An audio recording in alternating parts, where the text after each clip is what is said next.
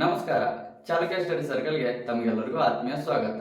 ಆತ್ಮೀಯ ವಿದ್ಯಾರ್ಥಿಗಳೇ, ನಾನು ಹನುಮಂತ ಎಂ ಮರಕತ್ತಿ. ಇವತ್ತಿನ ವಿಡಿಯೋದಲ್ಲಿ ದ್ವಿತೀಯ PUC ರಾಜ್ಯಶಾಸ್ತ್ರಕ್ಕೆ ಸಂಬಂಧಪಟ್ಟಂತೆ ಅದರಲ್ಲಿ ಬರುವಂತ ಒಂದು ಕಾನ್ಸೆಪ್ಟ್ ಆಗಿರ್ತಕ್ಕಂಥ ಪ್ರಥಮ ಮಹಾ ಚುನಾವಣೆಯ ಬಗ್ಗೆ, ಪ್ರಥಮ ಸಾರ್ವತ್ರಿಕ ಮಹಾ ಚುನಾವಣೆಯ ಬಗ್ಗೆ ನಾವು ಚರ್ಚೆ ಮಾಡ್ತಾ ಹೋಗೋಣ.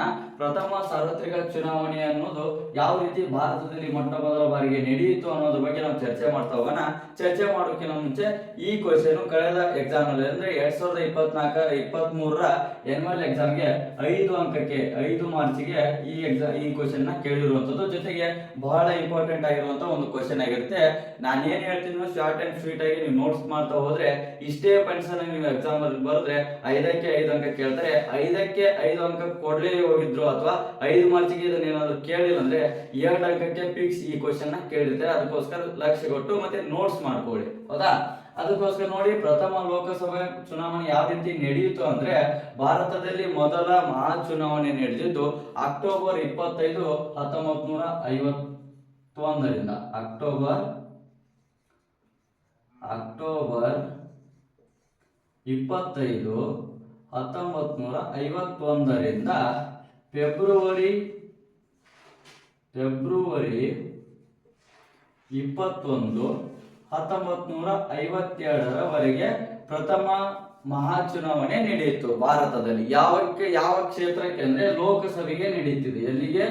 ಲೋಕಸಭೆಗೆ. ಮತ್ತೆ ಇದು ಕನ್ಫ್ಯೂಸ್ ಆಗಬೇಡಿ. ಲೋಕಸಭೆಗೆ ಮೊದಲ ಸಾರ್ವತ್ರಿಕ ವಯಸ್ಕ ಮತದಾನ ಪದ್ಧತಿ ಚುನಾವಣೆ ಅಕ್ಟೋಬರ್ 25, 1951ರಿಂದ ಫೆಬ್ರವರಿ 21, 1952ರವರೆಗೆ ಭಾರತದಲ್ಲಿ ನಡೆಯುತ್ತೆ. ಹಾಗಾದ್ರೆ ಯಾವ ಮತದಾನ ಪದ್ಧತಿಯ ಮೂಲಕ ನಡೆಯುತ್ತೆ ಅಂದ್ರೆ ಸಾರ್ವತ್ರಿಕ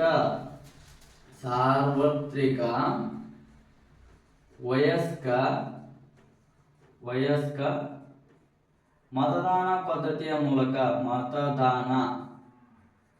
ಮತದಾನ ಪದ್ಧತಿಯ ಮೂಲಕ ಮೊದಲ ಮಹಾ ಚುನಾವಣೆ ಭಾರತದಲ್ಲಿ ನಡೆದಿರುವಂತದ್ದು. ಸಿಂಪಲ್ ಆಗಿ ನೋಡಿ, ಲೋಕಸಭೆಯನ್ನು ವಿವರಿಸಿ ಅಂತ ಹೇಳಿ 2 ಅಂಕಕ್ಕಾದ್ರೂ ಕೇಳ್ತಾರೆ, ಅಥವಾ ಪ್ರಥಮ ಮಹಾ ಚುನಾವಣೆಯನ್ನ ಸಮರ್ಥಿಸಿ ಅಥವಾ ವಿಶ್ಲೇಷಿಸಿ ಅಂತೇಳಿ 5 ಅಂಕಕ್ಕಾದ್ರೂ ಕೇಳ್ತಾರೆ. ಮೊದಲನೇದಾಗಿ ಅಕ್ಟೋಬರ್ 25, 1951ರಿಂದ ಫೆಬ್ರವರಿ 21, 1952ರವರೆಗೆ ಮೊದಲ ಲೋಕಸಭೆ ಚುನಾವಣೆ ನಡೆಯುತ್ತೆ. ಯಾವ ಕ್ಷೇತ್ರಕ್ಕೆ? ಲೋಕಸಭೆಗೆ ನಡೆಯುತ್ತೆ. ಹಾಗಾದ್ರೆ ಯಾವ ಪದ್ಧತಿಯ ಮೂಲಕ ಚುನಾವಣೆ ನಡೆಯುತ್ತೆ ಅಂದ್ರೆ ಸಾರ್ವತ್ರಿಕ ವಯಸ್ಕ ಮತದಾನ ಪದ್ಧತಿಯ ಮೂಲಕ ಈ ಚುನಾವಣೆ ನಡೆದಿರುವಂತದ್ದು. ಹಾಗಾದ್ರೆ ಈ ಚುನಾವಣೆ ನಡೆದ ಮೇಲೆ ಭಾರತ ಒಂದು ಬೃಹತ್ ಆದಂತ ಪ್ರಜಾಪ್ರಭುತ್ವ ರಾಷ್ಟ್ರವಾಗಿ ಹೊರಹೊಮ್ಮಿತು. ಪ್ರಜಾಪ್ರಭುತ್ವ ರಾಷ್ಟ್ರವಾಗಿ ಹೊರಹೊಮ್ಮುತ್ತೆ. ಪ್ರಜಾಪ್ರಭುತ್ವ ರಾಷ್ಟ್ರವಾಗಿ ಹೊರಹೊಮ್ಮಿತು. ಪ್ರಜಾಪ್ರಭುತ್ವ ರಾಷ್ಟ್ರವಾಗಿ ಹೊರಹೊಮ್ಮಿತು. ಇದು 4 ಪಾಯಿಂಟ್ಸ್ ಹಾಕಿದ್ರೆ ಸಾಕು. ಹಾಗಾದ್ರೆ ಯಾವ ರೀತಿ ಚುನಾವಣೆ ನಡೆಯಿತು ಅಂತ ನಾವು ನೋಡ್ತಾ ಹೋದ್ರೆ ಟೋಟಲ್ ಆಗಿ ಮೊದಲ ಲೋಕಸಭೆ ಚುನಾವಣೆಗೆ ಇದ್ದಿರ್ತಕ್ಕಂಥ ಸ್ಥಾನಗಳ ಸಂಖ್ಯೆ 491. ಹೌದಾ? 491 ಕ್ಷೇತ್ರಗಳಿರ್ತವೆ. ಆದ್ರೆ ಚುನಾವಣೆ ನಡೆದಿದ್ದು ಯಾವ ರೀತಿ ನಡೆಯುತ್ತೆ ಅಂದ್ರೆ 389 ಕ್ಷೇತ್ರಗಳಿಗೆ ಮೊದಲ ಚುನಾವಣೆ ನಡೆಯುತ್ತೆ. ಕ್ಷೇತ್ರಗಳಿಗೆ ಅದು ಮುಂದೆ ಹೇಳ್ತೀನಿ, ನಾನು ಮುಂದೆ ಕಂಟಿನ್ಯೂ ಹೇಳ್ತೀನಿ, ನೋಟ್ಸ್ ಮಾಡ್ಕೊಳ್ಳಿ. 389 ಕ್ಷೇತ್ರಗಳಿಗೆ ಚುನಾವಣೆ ನಡೆಯುತ್ತೆ. 389 ಕ್ಷೇತ್ರಗಳಿಗೆ ಚುನಾವಣೆ ನಡೆಯುತ್ತೆ. ಹಾಗಾದ್ರೆ ಎಷ್ಟು ಪಕ್ಷಗಳು ಭಾಗವಹಿಸಿದ್ವು ಅಂತ ನಾವು ನೋಡ್ತಾ ಹೋದ್ರೆ 70 ಪಕ್ಷಗಳು ಇದರಲ್ಲಿ ಭಾಗವಹಿಸಿದ್ವು. 70 ಪಕ್ಷಗಳು ಇದರಲ್ಲಿ ಭಾಗವಹಿಸಿದ್ವು. ಎಷ್ಟು ಪಕ್ಷಗಳು? 70 ಪಕ್ಷಗಳು ಇದರಲ್ಲಿ ಭಾಗವಹಿಸಿದ್ವು. ಹಾಗಾದ್ರೆ 70 ಪಕ್ಷಗಳಿಂದ 489 ಸ್ಥಾನಗಳಿಗೆ ಅಂದ್ರೆ 389 ಅಲ್ಲ, 489 ಸ್ಥಾನಗಳಿಗೆ 70 ಪಕ್ಷದಿಂದ 1800 ಅಭ್ಯರ್ಥಿಗಳು ಸ್ಪರ್ಧೆ ಮಾಡಿದ್ರು. 1800 ಅಭ್ಯರ್ಥಿಗಳು ಕರೆಕ್ಟ್ ಆಗಿ ನೋಟ್ಸ್ ಮಾಡ್ಕೊಳ್ಳಿ. ಅಭ್ಯರ್ಥಿಗಳು ಸ್ಪರ್ಧೆ ಮಾಡಿದ್ರು. ಸ್ಪರ್ಧೆಯನ್ನ ಮಾಡಿರ್ತಾರೆ. ನೋಡಿ, 480 ಕ್ಷೇತ್ರಗಳಿಗೆ ಮೊದಲ ಮಹಾ ಚುನಾವಣೆ ನಡೆಯುತ್ತೆ. 70 ಪಕ್ಷಗಳು ಅದರಲ್ಲಿ ಭಾಗವಹಿಸಿದ್ದು. 1800 ಅಭ್ಯರ್ಥಿಗಳು ಆ 489 ಕ್ಷೇತ್ರಕ್ಕೆ ಸ್ಪರ್ಧೆಯನ್ನ ಮಾಡಿರ್ತಾರೆ. ಹಾಗಾದ್ರೆ ಒಟ್ಟು ಮತಗಟ್ಟೆಗಳ ಸಂಖ್ಯೆ ಎಷ್ಟು ಅಂತ ನಾವು ನೋಡ್ತಾ ಹೋದ್ರೆ ಟೋಟಲ್ ಆಗಿರ್ತಕ್ಕಂಥ ಮತಗಟ್ಟೆಗಳ ಸಂಖ್ಯೆ 7,20,000 7,20,000 ಮತಗಟ್ಟೆಗಳ ಸಂಖ್ಯೆ. ಮತಗಟ್ಟೆ ಅಂದ್ರೆ ನಾವೇನ್ ಇವಾಗ ಎಲೆಕ್ಷನ್ ಇದ್ದಾಗ ಓಟ್ ಹಾಕಕ್ ಹೋಗ್ತೀವಲ್ಲ ಅವಕ್ಕೆ ಮತಗಟ್ಟೆ ಅಂತೀವಿ. ಒಟ್ಟು ಪ್ರಥಮ ಮಹಾಚುನಾವಣೆಯಲ್ಲಿ ಮತಗಟ್ಟೆಗಳ ಸಂಖ್ಯೆ 7,20,000 ಆಗಿತ್ತು. ಹಾಗಾದ್ರೆ ಎಷ್ಟು ಮತದಾರರು ಇದರಲ್ಲಿ ಮತದಾರ ಪಟ್ಟಿಯನ್ನ ತಯಾರು ಮಾಡಲಾಗಿತ್ತು ಅಂದ್ರೆ ಪ್ರಥಮ ಲೋಕಸಭೆ ಅಥವಾ ಪ್ರಥಮ ಮಹಾಚುನಾವಣೆಗೆ 176 ಮಿಲಿಯನ್ ಮತದಾರ ಪಟ್ಟಿಯನ್ನ ತಯಾರು ಮಾಡಿದ್ರು. ಮತದಾರ ಪಟ್ಟಿಯನ್ನ ತಯಾರು ಮಾಡಿದ್ರು. ಬಟ್ ಅದರಲ್ಲಿ ಮತದಾನ ಆಗಿರ್ತಕ್ಕಂಥದ್ದು 105.5 ಮಿಲಿಯನ್ ಮತದಾರರು ಮಾತ್ರ ಮತ ಚಲಾವಣೆ ಮಾಡಿದ್ರು. ಮತದಾರರು 105.5 ಮಿಲಿಯನ್ ಮತದಾರರು ಮತ ಚಲಾವಣೆ ಮಾಡಿದ್ರು.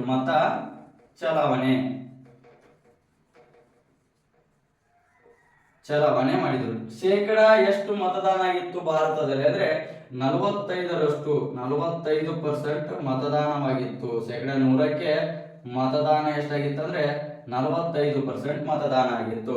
ನೋಡಿ, ಸಿಂಪಲ್ ಆಗಿ ವೇರಿ ಇಂಪಾರ್ಟೆಂಟ್ ಆಗಿರ್ತಕ್ಕಂಥ ಈ ಚಾಪ್ಟರ್ ಅಥವಾ ಈ ಕ್ಲಾಸ್ ಇಂಪಾರ್ಟೆಂಟ್ ಆಗಿರುತ್ತೆ. 5 ಅಂಕಕ್ಕೆ ಕಂಪಲ್ಸರಿ ಕೇಳುವಂತ ಸಾಧ್ಯತೆ ಬಹಳ ಇರುತ್ತೆ. 5 ಅಂಕಕ್ಕೆ ಕೇಳಿಲ್ಲ ಅಂದ್ರೂ ಕೂಡ 2 ಅಂಕಕ್ಕೆ ಈ ಕ್ವಶನ್ ಇದ್ರ ಮೇಲೆ ಕ್ವಶನ್ ಬರುವಂತದ್ದು. ನೋಡಿ, ಪ್ರಥಮ ಮಹಾಚುನಾವಣೆ ನಡೆದಿದ್ದು 1951-52ರಲ್ಲಿ. ಹಾಗಾದ್ರೆ ಯಾವ ರೀತಿ ನಡೆಯುತ್ತಂದ್ರೆ ಪ್ರಥಮ ಮಹಾಚುನಾವಣೆ ಅಕ್ಟೋಬರ್ 25, 1951ರಿಂದ ಫೆಬ್ರವರಿ 21, 1952ರವರೆಗೆ ಪ್ರಥಮ ಮಹಾಚುನಾವಣೆ ನಡೆಯುವಂಥದ್ದು. ಯಾವ ಕ್ಷೇತ್ರಕ್ಕೆ ಅಥವಾ ಯಾವ ಇದಕ್ಕೆ ಅಂದ್ರೆ ಲೋಕಸಭೆಗೆ ನಡೆಯುತ್ತೆ ಇದು ಚುನಾವಣೆ. ರಾಜ್ಯಸಭೆ ಅಲ್ಲ, ವಿಧಾನಸಭೆ ಅಲ್ಲ, ವಿಧಾನ ಪರಿಷತ್ ಅಲ್ಲ, ಲೋಕಸಭೆಗೆ ಚುನಾವಣೆ ನಡೆದಿರುವಂತದ್ದು. ಜೊತೆಗೆ ಸಾರ್ವತ್ರಿಕ ವಯಸ್ಕ ಮತದಾನ ಪದ್ಧತಿಯ ಮೂಲಕ ಚುನಾವಣೆ ನಡೆಸ್ತಾರೆ. ಪ್ರಥಮವಾಗಿ ಸಾರ್ವತ್ರಿಕ ವಯಸ್ಕ ಮತದಾನ ಪದ್ಧತಿಯ ಮೂಲಕ ಚುನಾವಣೆ ನಡೆದಿರುವಂತದ್ದು. ಹಾಗಾದ್ರೆ ಈ ಚುನಾವಣೆ ನಡೆದ ನಂತರ ಭಾರತ ಒಂದು ಬೃಹತ್ ಆಗಿರ್ತಕ್ಕಂಥ ಜಗತ್ತಿನಲ್ಲೇ ದೊಡ್ಡದಾಗಿರ್ತಕ್ಕಂಥ ಪ್ರಜಾಪ್ರಭುತ್ವ ರಾಷ್ಟ್ರವಾಗಿ ಹೊರಹೊಮ್ಮಿತು ಅಂತ ಹೇಳ್ತಾರೆ. ಹಾಗಾದ್ರೆ ಯಾವ ರೀತಿ ಚುನಾವಣೆ ನಡೆಯಿತು ಅಂದ್ರೆ ಟೋಟಲ್ ಆಗಿ 489 ಕ್ಷೇತ್ರ ಅಂದ್ರೆ 491 ಕ್ಷೇತ್ರ ಇರ್ತವೆ. 491 ಕ್ಷೇತ್ರದಲ್ಲಿ 2 ಕ್ಷೇತ್ರ ಯಾವ ರೀತಿ ಆಯ್ಕೆ ಆಗ್ತದೆ ಅಂತ ಹೇಳ್ತೀನಿ ನಮ್ಮ ಮುಂದೆ. 489 ಕ್ಷೇತ್ರಗಳಿಗೆ ಚುನಾವಣೆ ನಡೆಯುತ್ತೆ. ಅದರಲ್ಲಿ 70 ಪಕ್ಷಗಳು ಭಾಗವಹಿಸಿರ್ತವೆ. ಆ 70 ಪಕ್ಷಗಳಿಂದ 1800 ಅಭ್ಯರ್ಥಿಗಳು ಸ್ಪರ್ಧೆಯನ್ನ ಮಾಡಿರ್ತಾರೆ. ಅದಕ್ಕೋಸ್ಕರ 2,20,000 ಮತಗಟ್ಟೆಗಳನ್ನ ಮತ ಚಲಾವಣೆ ಮಾಡಲಿಕ್ಕೆ ಮತಗಟ್ಟೆಗಳನ್ನ ತಯಾರು ಮಾಡಿರ್ತಾರೆ. ಆ 2,20,000 ಮತಗಟ್ಟೆಗಳಲ್ಲಿ ಮತದಾನ ಆಗುತ್ತೆ. ಅದರಲ್ಲಿ 176 ಮಿಲಿಯನ್ ಮತದಾರನ ಪಟ್ಟಿ ಮಾಡಲಾಗಿತ್ತು. ಅಂದ್ರೆ 176 ಮಿಲಿಯನ್ ಭಾರತದಲ್ಲಿ ಮತದಾರರು ಇದ್ರು. ಆದ್ರೆ ಪ್ರಥಮ ಲೋಕಸಭೆ ಚುನಾವಣೆಯಲ್ಲಿ ಕೇವಲ 105.5 ಮಿಲಿಯನ್ ಮತದಾರರು ಮಾತ್ರ ಚುನಾವಣೆಯಲ್ಲಿ ಭಾಗವಹಿಸಿದ್ರು. ಅಂದ್ರೆ ಮತದಾನ ಕ್ರಿಯೆಯಲ್ಲಿ ಭಾಗವಹಿಸಿ ಮತದಾನವನ್ನ ಮಾಡಿದ್ರು. ಅಂದ್ರೆ ಟೋಟಲ್ ಆಗಿ 176 ಮಿಲಿಯನ್ ಮತದಾರ ಇದ್ರು. ಅದರಲ್ಲಿ 105.5 ಮಿಲಿಯನ್ ಮಾತ್ರ ಮತದಾರರು ಮತದಾನವನ್ನ ಮಾಡಿದ್ರು. ಶೇಕಡ 100ಕ್ಕೆ ಹೋಲಿಸಿದ್ರೆ ಪ್ರಥಮ ಲೋಕಸಭೆ ಚುನಾವಣೆಯಲ್ಲಿ 45ರಷ್ಟು ಮತದಾನವಾಗಿತ್ತು. ಇದು ಪ್ರಥಮ ಲೋಕಸಭೆ ಚುನಾವಣೆ ವೆರಿ ಇಂಪಾರ್ಟೆಂಟ್ ಆಗಿರುತ್ತೆ. ಇದನ್ನ ನೋಟ್ ಮಾಡ್ಕೊಳ್ಳಿಲ್ಲ ಅಂದ್ರೂ ಕೂಡ ನಾನೇ ನೋಟ್ ಅನ್ನ ಕಳಿಸ್ತೀನಿ. ನೋಟ್ ಕಳಿಸ್ಬೇಕಂದ್ರೆ ನಿಮ್ಗೆ ಏನಾದ್ರೂ ಈ ನೋಟ್ಸ್ ಬೇಕಂದ್ರೆ ಕೆಳಗಡೆ ಒಂದು ನಂಬರ್ ಕಾಣ್ತಾ ಇದೆ ನೋಡಿ, ಆ ಕೆಳಗಡೆ ಕಾಣ್ತಕ್ಕಂಥ ನಂಬರ್ಗೆ ಓನ್ಲಿ ವಾಟ್ಸಪ್ ಅಲ್ಲಿ ನೀವು ಹಾಯ್ ಅಂತ ಕಳಿಸ್ಬೇಕು. ಹಾಯ್ ಅಂತ ಕಳಿಸಿದ್ರೆ ಈ ನೋಟ್ಸ್ ಅನ್ನು ನಿಮ್ಗೆ ಸಿಗುತ್ತೆ. ಮತ್ತೆ ಜೊತೆಗೆ ನಿಮ್ಗೆ ಇದ್ರ ಜೊತೆ ಕೀ ಪಾಯಿಂಟ್ಸ್ ಅಂದ್ರೆ ಯಾವ ರೀತಿ ಕ್ವಶನ್ ಆನ್ಸರ್ ನ ಬರೀಬೇಕು. ಪ್ರತಿಯೊಂದು ಪೊಲಿಟಿಕಲ್ ಅಲ್ಲಿ ನೀವು 100ಕ್ಕೆ 100 ಯಾವ ರೀತಿ ಅಂದ್ರೆ 100ಕ್ಕೆ 100 ಅಂದ್ರೆ 80ಕ್ಕೆ 80 ಯಾವ ರೀತಿ ಅಂಕಗಳನ್ನು ತೆಗೆಯೋದು ಅಂತೇಳಿ ನೀವು ಕೆಳಗಡೆ ಒಂದು ನಂಬರ್ ಹೋಗ್ತಾ ಇದೆಯಲ್ಲ, ಆ ನಂಬರ್ಗೆ ಏನಾದ್ರು ನೀವು ಹಾಯ್ ಅಂತ ವಾಟ್ಸ್ಆಪ್ ಮೆಸೇಜ್ ಕಳಿಸಿದ್ರೆ ಈ ನೋಟ್ಸ್ ಅಂದ್ರೆ ನಾನೇ ರೆಡಿ ಮಾಡಿದಂತ ನೋಟ್ಸ್ ಸಿಗುತ್ತೆ. ಜೊತೆಗೆ ನಿಮಗೆ ಯಾವ ರೀತಿ ಪೊಲಿಟಿಕಲ್ ಅಲ್ಲಿ 80ಕ್ಕೆ 80 ಅಂಕ ಯಾವ ರೀತಿ ತೆಗೆಯೋದು ಅನ್ನೋದನ್ನು ಕೂಡ ನಾನು ಪಾಯಿಂಟ್ ಟು ಪಾಯಿಂಟ್ ಆಗಿ ನಿಮಗೆ ಪಿನ್ ಟು ಪಿನ್ ಆಗಿ ಪ್ರತಿಯೊಂದು ಮಾಹಿತಿಗಳನ್ನ ಕೊಡ್ತಾ ಹೋಗ್ತೀನಿ. ಯಾವಾಗಿನವರೆಗೆ ಅಂದ್ರೆ ಎಕ್ಸಾಮ್ ಬರೋವರೆಗೆ, ಎನ್ಯುವಲ್ ಎಕ್ಸಾಮ್ ಬರೋವರೆಗೂ ಕೂಡ ನಿಮಗೆ ಮಾಹಿತಿಯನ್ನ ನಾನು ಕೊಡ್ತಾ ಹೋಗ್ತೀನಿ ನನ್ನ ವಾಟ್ಸ್ಆಪ್ ಗ್ರೂಪ್ ಮುಖಾಂತರ. ಅದಕ್ಕೋಸ್ಕರ ನೀವು ಆ ನಂಬರ್ಗೆ ಹಾಯ್ ಅಂತ ಮೆಸೇಜ್ ಮಾಡಿ ಈ ನೋಟ್ಸ್ ಬೇಕಾದ್ರೆ. ಇಲ್ಲ ನಾನು ನೋಟ್ಸ್ ಮಾಡ್ಕೊಂತೀನಿ ಅಂದ್ರೆ ದಯವಿಟ್ಟು ಮೆಸೇಜ್ ಮಾಡಕ್ ಹೋಗ್ಬೇಡಿ, ನೀವೇ ನೋಟ್ಸ್ ನೋಟ್ಸ್ ಮಾಡ್ಕೊಂತೀನಿ ಅಂದ್ರೆ ನೋಟ್ಸ್ ಮಾಡ್ಕೊಳ್ಳಿ, ಮೆಸೇಜ್ ಮಾಡ್ಲಿಕ್ಕೆ ಹೋಗ್ಬೇಡಿ. ಹೌದಾ, ಈ ರೀತಿ ನೀವು ಮಾಡ್ಕೊಳ್ಳಿ. ಹಾಗಾದ್ರೆ ಈ ಚುನಾವಣೆ ನಂತರ ಯಾವ ಪಕ್ಷ ಅಧಿಕಾರಕ್ಕೆ ಬರುತ್ತೆ ಅಂದ್ರೆ 364 ಕ್ಷೇತ್ರಗಳನ್ನ ಗೆದ್ದುಕೊಂಡು ಕಾಂಗ್ರೆಸ್ ಪಕ್ಷ ಅಧಿಕಾರಕ್ಕೆ ಬರುತ್ತೆ. ಕಾಂಗ್ರೆಸ್ ಪಕ್ಷ ಅಧಿಕಾರಕ್ಕೆ ಬರುತ್ತೆ. ಇದು ಇಂಪಾರ್ಟೆಂಟ್. 364 ಕ್ಷೇತ್ರಗಳನ್ನ ಗೆದ್ದುಕೊಂಡು ಕಾಂಗ್ರೆಸ್ ಪಕ್ಷ ಅಧಿಕಾರಕ್ಕೆ ಬರುತ್ತೆ. ಉಳಿದಂತ ಕ್ಷೇತ್ರಗಳಲ್ಲಿ ಕಮ್ಯುನಿಸ್ಟ್ ಪಕ್ಷ ಇರುತ್ತೆ, ಭಾರತೀಯ ಜನತಾ ಸಂಘ ಇರುತ್ತೆ, ಇನ್ನು ಇತರೆ ಪಕ್ಷಗಳು ಇರ್ತವೆ. ಎಲ್ಲವೂ ಕೂಡಿ ಅಧಿಕಾರವನ್ನ, ಅಂದ್ರೆ ಇದು ಕಾಂಗ್ರೆಸ್ ಪಕ್ಷ ಅಧಿಕಾರಕ್ಕೆ ಬರುತ್ತೆ. ಉಳಿದಂತ ಕ್ಷೇತ್ರಗಳಲ್ಲಿ ಬೇರೆ ಬೇರೆ ಪಕ್ಷಗಳು ಅಧಿಕಾರವನ್ನ ಚಲಾಯಿಸ್ತವೆ ಅಂದ್ರೆ ಅಥವಾ ಸ್ಥಾನಗಳನ್ನ ಪಡೆದುಕೊಳ್ತವೆ. ಹಾಗಾದ್ರೆ ಇದು ಯಾವ ರೀತಿ, ಇದರ ಲೋಪದೋಷಗಳು ಮತ್ತು ಇದರ ಸಾರಾಂಶವನ್ನ ನೋಡ್ತಾ ಹೋದ್ರೆ ಅಂದ್ರೆ ಇದರ ಫಲಿತಾಂಶವನ್ನ ನೋಡ್ತಾ ಹೋದ್ರೆ, ಈ ಚುನಾವಣೆಯ ಫಲಿತಾಂಶವನ್ನು ನೋಡ್ತಾ ಹೋದ್ರೆ 45% ಮತದಾನ ಆಗಿ 45% ಮತದಾನವಾಗಿ ಭಾರತದಲ್ಲಿ ಬಡತನ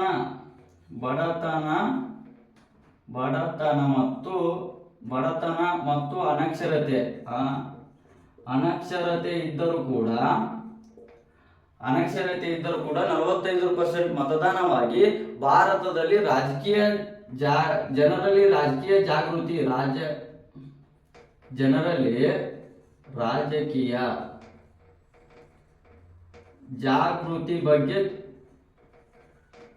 ರಾಜಕೀಯ ಜಾಗೃತಿ ಇತ್ತು ಅನ್ನೋದು ನಮ್ಗೆ ತಿಳಿದು ಬರುತ್ತೆ. ಅಂದ್ರೆ ಈ ಪ್ರಥಮ ಮಹಾಚುನಾವಣೆಯಲ್ಲಿ ಭಾರತದಲ್ಲಿ ಬಡತನ ಕೂಡ ಇತ್ತು, ಮತ್ತೆ ಅನಕ್ಷರತೆ ಕೂಡ ಇದ್ರೂ ಕೂಡ 45% ಮತದಾನವಾಗುವ ಮೂಲಕ ಭಾರತೀಯ ಜನರಲ್ಲಿ ರಾಜಕೀಯ ಜಾಗೃತಿ ಇತ್ತು ಅನ್ನೋದು ನಮ್ಗೆ ಇದರಲ್ಲಿ ತಿಳಿದು ಬರುತ್ತೆ. 364 ಮತಗಳನ್ನು ಪಡೆದು ಕಾಂಗ್ರೆಸ್ ಪಕ್ಷ ಅಧಿಕಾರಕ್ಕೆ ಬಂದೆ. 45 ಮತದಾನ ಆಗಿದ್ದರಿಂದ ರಾಜಕೀಯ ಜಾಗೃತಿ ಜನರಲ್ಲಿ ಇತ್ತು ಅಂತ ನಮಗೆ ಗೊತ್ತಾಗುತ್ತೆ. ಇದರ ಜೊತೆಗೆ ಮತಗಳನ್ನ ಪಡೆದದ್ದಕ್ಕೂ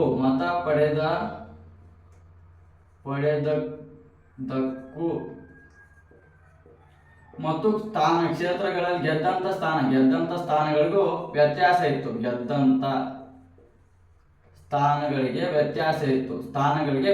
ಅಂದ್ರೆ ತಾವು ಪಡೆದಂತ ಮತಗಳಿಗೂ ಮತ್ತು ಗೆದ್ದಂತ ಸ್ಥಾನಗಳಿಗೆ ವ್ಯತ್ಯಾಸ ಇತ್ತು. ಅದೊಂದು ಸ್ವಲ್ಪ ಗೊಂದಲ ಇದೆ.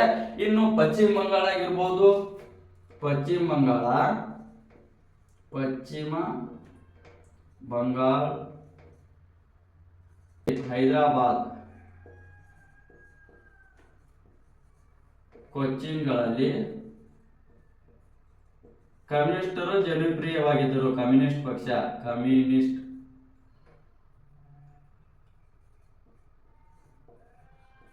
ಕಮ್ಯುನಿಸ್ಟ್ ಜನಪ್ರಿಯವಾಗಿದ್ದರು. ಅಂದ್ರೆ ಪಶ್ಚಿಮ ಬಂಗಾಳ, ಕೊಚ್ಚಿನ್, ಹೈದರಾಬಾದ್ ಕೆಲವು ಪ್ರದೇಶಗಳಲ್ಲಿ ಕಮ್ಯುನಿಸ್ಟ್ ಪಕ್ಷ ಜನಪ್ರಿಯವಾಗಿ ಅಲ್ಲಿ ಜನಪ್ರಿಯತೆಯನ್ನು ಗಳಿಸಿತ್ತು, ಮತ್ತೆ ಅಲ್ಲಿ ಗೆದ್ದು ಬಂದಿತ್ತು, ಅದು ಕೂಡ ಗೆದ್ದಿತ್ತು ಅಂತ ಹೇಳ್ತಾರೆ. ಮತ್ತು ಇದನ್ನು ನೋಡ್ತಾ ಹೋದ್ರೆ ಇಲ್ಲಿ ಡಾಕ್ಟರ್ BR ಅಂಬೇಡ್ಕರ್, ಸಂವಿಧಾನ ಶಿಲ್ಪಿ ಅಂತ ಕರಿತೀವಿ. ಡಾಕ್ಟರ್ BR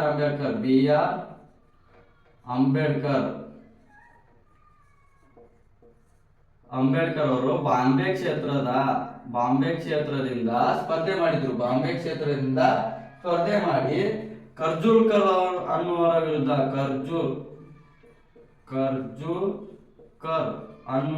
ವಿರುದ್ಧ ಪರಾಭವಗೊಂಡಿದ್ದರು. ಪರಾಭವ ಅಂದ್ರೆ ಅಥವಾ ಸೋಲನ್ನ ಕಂಡಿದ್ದರು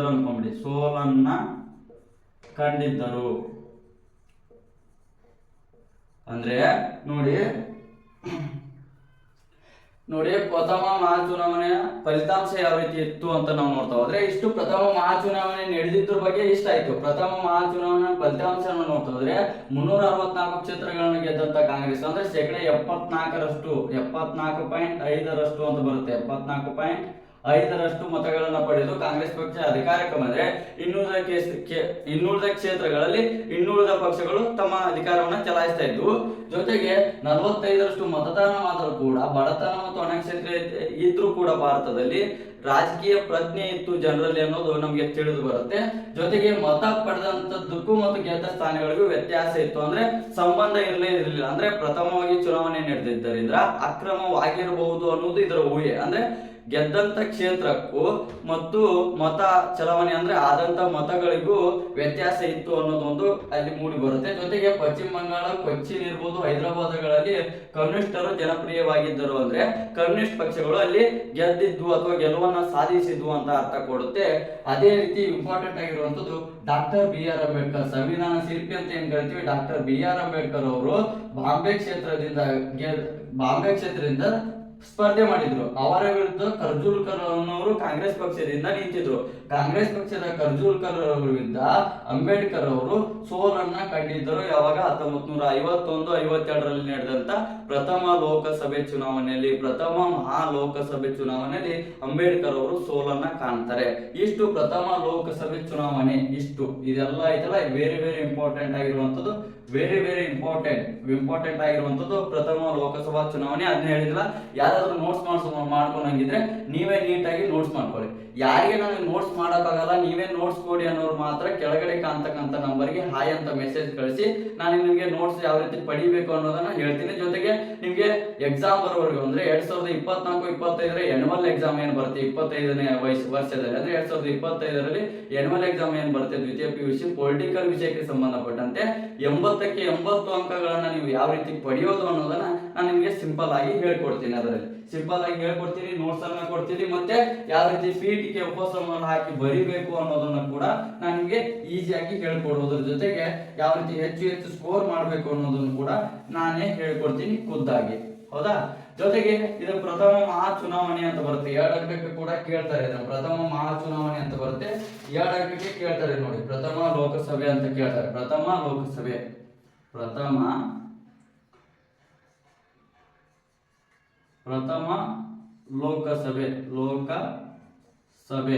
ಹೌದಾ? ಪ್ರಥಮ ಲೋಕಸಭೆ ಅಂದ್ರೆ ಇದನ್ನ ಬರೀಬೇಕು, ಅಕ್ಟೋಬರ್ 25ರಿಂದ 1951ರಿಂದ ಫೆಬ್ರವರಿ 21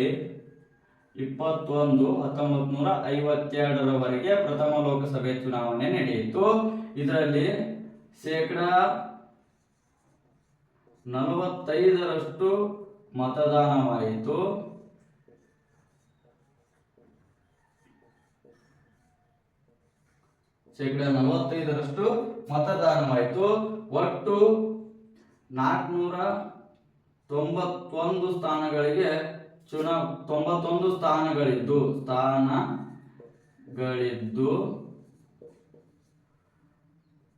489 ಸ್ಥಾನಗಳಿಗೆ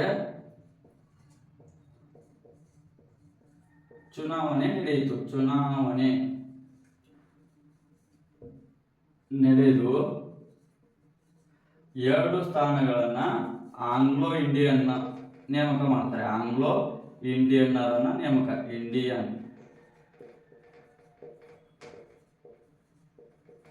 ನೇಮಕ ಮಾಡಿದ್ರು. ಹೌದಾ? ನೇಮಕ ಮಾಡಲಾಗಿತ್ತು. ಟೋಟಲ್ ಆಗಿ GV ಮಾಳವಂಕರ್ ಅವರು ಪ್ರಥಮ ಲೋಕಸಭೆ ಸ್ಪೀಕರ್ ಆಗಿದ್ರು. ಪ್ರಥಮ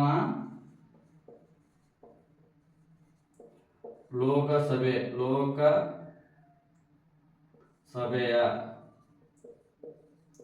ಸ್ಪೀಕರ್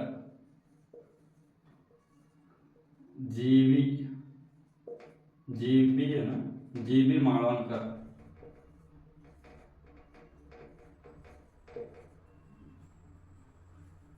GV ಮಾಳವಂಕರ್ ಅವರು ಪ್ರಥಮ ಲೋಕಸಭೆ GV ಮಾಳವಂಕರ್ ಅವರು ಪ್ರಥಮ ಲೋಕಸಭೆ ಸ್ಪೀಕರ್ ಆಗಿದ್ದರು. ಹೌದಾ? ಇಷ್ಟು ನೀವು ಬರೆದ್ರೆ 2 ಅಂಕಕ್ಕೆ ಕೂಡ ಕೇಳ್ತಾರೆ. ಪ್ರಥಮ ಲೋಕಸಭೆ ಅಂತ ಕೇಳಿದ್ರೆ ಅಕ್ಟೋಬರ್ 25ರಿಂದ 1951 ಫೆಬ್ರವರಿ 1952ರವರೆಗೆ ಪ್ರಥಮ ಲೋಕಸಭೆ ಚುನಾವಣೆ ನಡೆಯಿತು. ಅದರಲ್ಲಿ 45% ಮತದಾನವಾಯಿತು. 499 ಕ್ಷೇತ್ರಗಳಿಗೆ 489 ಕ್ಷೇತ್ರಗಳಿಗೆ ಚುನಾವಣೆ ನಡೆದು 2 ಆಂಗ್ಲೋ ಇಂಡಿಯನ್ ನೇಮಕ ಮಾಡಿದ್ರು. ಪ್ರಥಮ ಲೋಕಸಭೆ ಸ್ಪೀಕರ್ ಆಗಿ GV ಮಾಳವಂಕರ್ ಅವರು ಕಾರ್ಯವನ್ನು ನಿರ್ವಹಿಸ್ತಾರೆ ಅಂತ ಇಷ್ಟು ಬರೆದ್ರೆ ನಿಮ್ಗೆ 2 ಅಂಕ ಸಿಗುವಂಥದ್ದು. ಇದು ಕೂಡ ಕ್ವಶನ್ ಅಲ್ಲಿ ಇಂಪಾರ್ಟೆಂಟ್ ಆಗಿರುವಂಥದ್ದು. ಇಷ್ಟು ಬರೆದ್ರೆ ನಿಮಗೆ ಟೋಟಲ್ ಆಗಿ 5ರಿಂದ 7 ಅಂಕ ಪಡಿಬಹುದು. 2 ಕ್ವಶನ್ ಕೇಳಿದ್ರೆ 7 ಅಂಕ ಪಡಿಬಹುದು, ಇಲ್ಲ 2ರಲ್ಲಿ 1 ಕೇಳಿದ್ರೆ 5 ಆದ್ರೂ ಪಡಿಬಹುದು, ಅಥವಾ ಎರಡಾದ್ರೂ ಬರೀಬಹುದು. ವೆರಿ ಇಂಪಾರ್ಟೆಂಟ್ ಆಗಿರುವಂತದ್ದು. ಯಾರು ನೋಟ್ಸ್ ಮಾಡಿಲ್ಲ ನೀಟಾಗಿ ಕರೆಕ್ಟ್ ಆಗಿ ನೋಟ್ಸ್ ಮಾಡ್ಕೊಳ್ಳಿ. ಯಾರಿಗೆ ನೋಟ್ಸ್ ಮಾಡ್ಕೊಳಕ್ ಬರುತ್ತೆ, ನಾನು ಆಲ್ರೆಡಿ ಇದರಲ್ಲಿ ಪೊಲಿಟಿಕಲ್ ಅಲ್ಲಿ ಶಾನೆ ಇದ್ದೀನಿ ಅನ್ನೋರು, ಅಂದ್ರೆ ನಾನು ಆಲ್ರೆಡಿ ಪೊಲಿಟಿಕಲ್ ಅಲ್ಲಿ ಶಾನೆ ಇದ್ದೀನಿ, 80ಕ್ಕೆ 80 ತೆಗೆಯುವಂತ ಸಾಮರ್ಥ್ಯ ನನ್ನ ಹತ್ರ ಇದೆ ಅನ್ನೋರು ದಯವಿಟ್ಟು ನೋಟ್ಸ್ ಮಾಡ್ಕೊಂಡು ಓದ್ಕೊಳ್ಳಿ. ಇಲ್ಲ ನನಗೆ ಸ್ವಲ್ಪ ಕನ್ಫ್ಯೂಸ್ ಇದೆ, ಯಾವ ರೀತಿ ಓದ್ಬೇಕಂತ ಗೊತ್ತಿಲ್ಲ, ಯಾವ ರೀತಿ ಕ್ವಶನ್ ಆನ್ಸರ್ ಮಾಡ್ಬೇಕಂತ ಗೊತ್ತಿಲ್ಲ, ನಾನು 80ಕ್ಕೆ 80 ತೆಗಿಬೇಕು, 80ಕ್ಕೆ 79, 78, 75 ತೆಗಿಬೇಕು ಅನ್ನೋರು ಮಾತ್ರ ಕೆಳಗಡೆ ಕಾಣ್ತಕ್ಕಂಥ ನಂಬರ್ಗೆ ನೀವು ಮೆಸೇಜ್ ಮಾಡಿದ್ರೆ ಈ ನಾನು ಬರೆದಂತ ಕೈ ಬರದ ನೋಟ್ಸ್ ಅನ್ನ ಕೊಡೋದ್ರ ಜೊತೆಗೆ ನಿಮ್ಗೆ ಯಾವ ರೀತಿ 5 ಅಂಕದ ಕ್ವಶನ್ ಬರೀಬೇಕು, 10 ಅಂಕದ ಕ್ವಶನ್ ಯಾವ ರೀತಿ ಬರೀಬೇಕು, 2 ಅಂಕಕ್ಕೆ ಶಾರ್ಟ್ ಅಂಡ್ ಸ್ವೀಟ್ ಆಗಿ ಎಷ್ಟು ಲೈನ್ ಅಲ್ಲಿ ಬರೀಬೇಕು, ಯಾವ ರೀತಿ ಕ್ವಶನ್ ಆನ್ಸರ್ ನ ಬರೆದ್ರೆ ನಿಮ್ಗೆ ಔಟ್ ಆಫ್ ಔಟ್ ಮಾರ್ಕ್ಸ್ ನ ತೆಗಿಬಹುದು ಅನ್ನೋದನ್ನ ಶಾರ್ಟ್ ಅಂಡ್ ಸ್ವೀಟ್ ಆಗಿ ಹೇಳ್ಕೊಡ್ತೀನಿ, ನಾನೇ ಖುದ್ದಾಗಿ ಹೇಳ್ಕೊಡ್ತೀನಿ. ಅದಕ್ಕೋಸ್ಕರ ಕೆಳಗಡೆ ಕಾಣ್ತಕ್ಕಂಥ ಮೆಸೇಜ್ ನಂಬರ್ಗೆ ಹಾಯ್ ಅಂತ ಮೆಸೇಜ್ ಮಾಡಬೇಕು. ವಾಟ್ಸಪ್ಗೆ ಹಾಯ್ ಅಂತ ಮೆಸೇಜ್ ಮಾಡಿದ್ರೆ ನಾನು ಏನಂತ ಮಾಹಿತಿ ಹೇಳ್ತೀನಿ, ಅದ್ರ ಜೊತೆಗೆ ನೀವು ತಿಳ್ಕೊಬಹುದು. ಇಲ್ಲ ನಾನು ಬರೀತೀನಿ, ನಾನು ನೋಡ್ಕೊಂಡು ನೋಟ್ಸ್ ಮಾಡ್ಕೊಂಡು ಬರೀತೀನಿ, ನಾನಲ್ಲಿ ಓದ್ತೀನಿ ಅನ್ನೋರು ದಯವಿಟ್ಟು ಯಾರು ಮೆಸೇಜ್ ಮಾಡಕ್ ಹೋಗಬೇಡಿ. ಯಾರಿಗೆ ಅವಶ್ಯಕತೆ ಇರುತ್ತೆ ಅವರು ಮಾತ್ರ ಮೆಸೇಜ್ ಮಾಡಿ, ಅವರಿಗೆ ಮಾತ್ರ ನಾನು ಹೇಳ್ಕೊಡುವಂತ ಕಾರ್ಯವನ್ನ ಮಾಡ್ತೀನಿ. ಜೊತೆಗೆ ನಿಮಗೆ PUC ಬ್ಯಾಚ್ ಅಂತ ವಾಟ್ಸ್ಆಪ್ ಗ್ರೂಪ್ ನ ಕ್ರಿಯೇಟ್ ಮಾಡಿದ್ದೀನಿ. ಎಲ್ರಿಗೂ ಕೂಡಿ PUC ಬ್ಯಾಚ್ ಓದೋರಿಗೆ ಓದೋರಿಗೆ ಎಲ್ರಿಗೂ ಕೂಡಿ PUC ಬ್ಯಾಚ್ ಅಂತ ವಾಟ್ಸ್ಆಪ್ ಗ್ರೂಪ್ ನ ಕ್ರಿಯೇಟ್ ಮಾಡಿದ್ದೀನಿ. ಅದರ ಲಿಂಕ್ ಅನ್ನ ನಾನು ಡಿಸ್ಕ್ರಿಪ್ಷನ್ ಅಲ್ಲಿ ಹಾಕಿರ್ತೀನಿ. ನೀವು ಅದಕ್ಕೆ ಜಾಯ್ನ್ ಆದ್ರೆ ನಾನು ಪ್ರತಿಯೊಂದು ಕ್ಲಾಸಿನ ವಿಡಿಯೋ, ಪೊಲಿಟಿಕಲ್ ಇರ್ಬೋದು, ಹಿಸ್ಟ್ರಿ ಇರ್ಬೋದು, ಜಾಗೃತಿ ಇರ್ಬೋದು, ಹೌದಾ, ಪೊಲಿಟಿಕಲ್, ಹಿಸ್ಟ್ರಿ, ಜಾಗೃತಿ, ಎಕನಾಮಿಕ್ಸ್ ಕೂಡ ಮಾಡ್ಬೇಕಂತ ಮಾಡಿದ್ದೀನಿ, ಸೋಷಿಯಲ್ ಸೈನ್ಸ್ ಕೂಡ ಮಾಡ್ಬೇಕಂತ ಯಾವ್ದು ಮಾಡ್ತೀನಿ ಆ ಕ್ಲಾಸ್ಗಳ ಲಿಂಕ್ಗಳನ್ನ, ವಿಡಿಯೋ ಲಿಂಕ್ಗಳನ್ನ ನಿಮ್ಗೆ ಅದರಲ್ಲಿ ಶೇರ್ ಮಾಡ್ತಾ ಇರ್ತೀನಿ. ಜೊತೆಗೆ ನನ್ನ ಹತ್ರ ಇರ್ತಕ್ಕಂಥ ಬೇರೆ ತರದ ನೋಟ್ಸ್ಗಳನ್ನ, ಅಂದ್ರೆ ಬೇರೆದವರ ನೋಟ್ಸ್ಗಳನ್ನು ಕೂಡ ಆ ಗ್ರೂಪಲ್ಲಿ ನಿಮ್ಗೆ ಶೇರ್ ಮಾಡ್ತಾ ಇರ್ತೀನಿ. ನನ್ನ ನೋಟ್ಸ್ ಏನಾದ್ರು ಬೇಕಂದ್ರೆ, ನಾನೇ ಬರೆದಂತ ಕೈ ಬರೋದ ನೋಟ್ಸ್ ಬೇಕಂದ್ರೆ, ನಾನೇ ಬರೆದಂತ ಕೈ ಬರೋದ ನೋಟ್ಸ್ ಮತ್ತೆ ಹೆಚ್ಚು ಸ್ಕೋರ್ ಮಾಡ್ಬೇಕಂದ್ರೆ ಕೆಳಗಡೆ ಕಾಣ್ತಕ್ಕಂಥ ವಾಟ್ಸ್ಆಪ್ ನಂಬರ್ಗೆ ಹಾಯ್ ಅಂತ ಮೆಸೇಜ್ ಮಾಡಿ ನಾನು ನಿಮಗೆ ಸಂಪೂರ್ಣವಾದ ಮಾಹಿತಿಯನ್ನ ಕೊಡ್ತೀನಿ ಅಂತ ಹೇಳ್ತಾ ಇವತ್ತಿನ ವಿಡಿಯೋ ಯೂಸ್ ಆಗಿದೆ ಅನ್ಕೊಂತೀನಿ. ದಯವಿಟ್ಟು ಮತ್ತೊಂದು ವಿಡಿಯೋದಲ್ಲಿ ಸಿಗೋಣ. ಈ ವಿಡಿಯೋನ ಹೆಚ್ಚು ವಿಡಿಯೋಗಳನ್ನ ಮಾಡ್ಬೇಕಂದ್ರೆ, ಬೇರೆ ಕ್ಲಾಸ್ಗಳನ್ನ ಮಾಡ್ಬೇಕಂದ್ರೆ ಯಾವ್ದು ಕ್ಲಾಸ್ಗಳನ್ನ ಮಾಡಬೇಕು ಕಮೆಂಟ್ ಬಾಕ್ಸ್ ಅಲ್ಲಿ ಕಮೆಂಟ್ ಮಾಡಿ. ಜೊತೆಗೆ ಈ ವಿಡಿಯೋನ ನಿಮ್ಮ ಸ್ನೇಹಿತರಿಗೆ ಶೇರ್ ಮಾಡ್ಕೊಳ್ಳಿ. ಜಸ್ಟ್ ನಿಮ್ಮ ಸ್ಟೇಟಸ್ ಅಲ್ಲಿ ಇಟ್ಕೊಳ್ಳಿ, ಒಂದು ಲಿಂಕ್ ಅನ್ನ ಕಾಪಿ ಮಾಡಿ ಪೇಸ್ಟ್ ಮಾಡ್ಕೊಳ್ಳಿ, ನಿಮ್ಮ ಸ್ಟೇಟಸ್ ಅಲ್ಲಿ ಇಟ್ಕೊಳ್ಳಿ. ನೀವು ಹೆಚ್ಚು ಶೇರ್ ಮಾಡಿದ್ರೆ ನಮ್ಗೆ ಹೆಚ್ಚು ವಿಡಿಯೋಗಳನ್ನ ಮಾಡೋದಕ್ಕೆ ಪ್ರೋತ್ಸಾಹ ಸಿಗುತ್ತೆ ಅಂತ ಹೇಳ್ತಾ ಇವತ್ತಿನ ವಿಡಿಯೋನ ಮುಗಿಸ್ತಾ ಇದ್ದೀನಿ. ಮತ್ತೊಂದು ವಿಡಿಯೋದಲ್ಲಿ ಮತ್ತೊಮ್ಮೆ ಸಿಗೋಣ. ಧನ್ಯವಾದಗಳು.